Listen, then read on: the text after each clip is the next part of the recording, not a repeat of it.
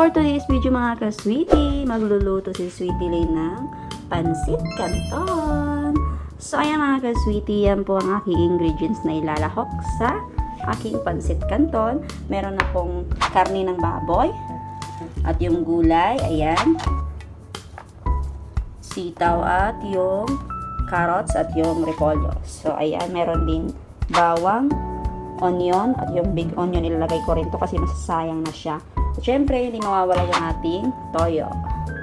At yung pampasarap, the chicken powder at yung black pepper. So, ayan mga ka-sweetie, simulan na natin magluto ng pansit. So, ayan mga ka-sweetie, sindihan na natin yung apoy at painitin natin yung kawali bago lagyan ng kaunting mantika. Lagyan natin mga ka-sweetie ng kaunting mantika lang kasi yung baboy, pagmamantikain natin mamaya. Yun ang magiging mantika natin pag-isa ng gulay at ng mga ibang ingredients natin sa pansit. At pag mainit na yung ating kawali at mantika, ilagay na natin yung karne natin.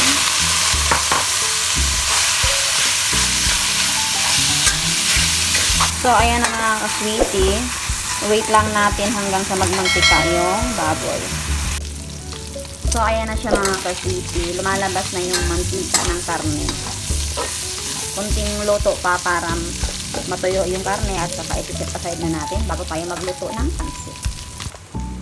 So, ayan na mga ka-sweetie. Na-fry ko na yung meat ng ating pansit. So, lumabas na yung mantika. Set aside na natin to para makapag-gisa na tayo ng sibuyas at bawang. Okay. So, ayan na mga ka-sweetie. Na-set aside ko na yung karne at yung mantika nandito pa siya. Hindi ko na hukasan ng kawali ko. Dito na ako magigisa ng aking mga ingredients. So, simulan na natin mga ka-sweetie.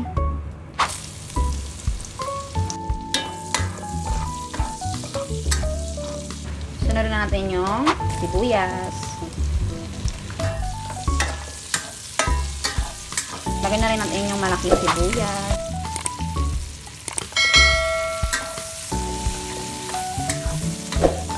So, ayan mga ka-sweetie, medyo luto na yung ating sibuyas at bawang. Ilagay na rin natin yung gulay na carrots at beans. Kasi medyo matagal-tagal maluto. Ito ang unahin.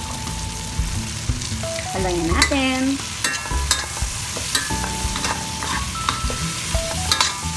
Lagyan natin ng kaunting tubig para maluto kaagad yung carrots.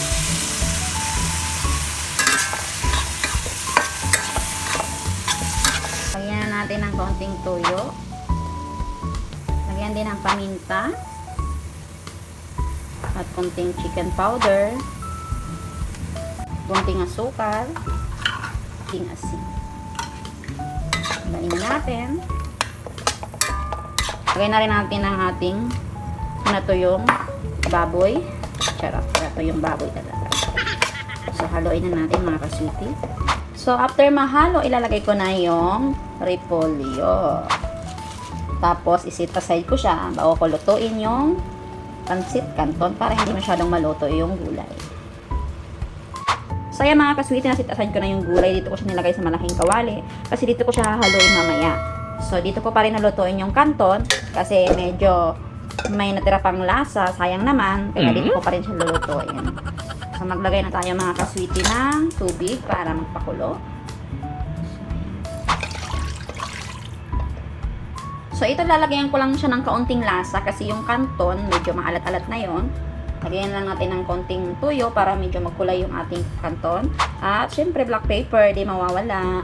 At yung pampasarap na chicken powder. So, pantayin ko lang tong kumulo at saka ilalagay ko na yung canton. So, ito na mga ka-sweetie, super cute. Pansit canton. Yan po ang gagamitin kong pansit. Ayan, kulo na yung tubig. So, ilalagay ko na yung canton. So, ito na mga ka-sweetie, na ilagay ko na yung canton. So, ayan mga ka-sweetie, naluto ko na yung canton, ihahalo ko na siya dito sa gulay. Ito na mga ka-sweetie, this is pansit na. So, haluin ko na siya.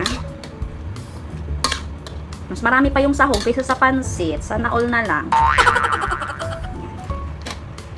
So, ito na mga ka-sweetie, luto na ang pansit canton ni Sweetie Lane. Tatlo pala kaming lunch ngayong araw, kaming tatlo. So, naglili lang kami sa canton, kaya napabili kami at napaluto ako ngayon. Thank you for watching mga ka-sweetie!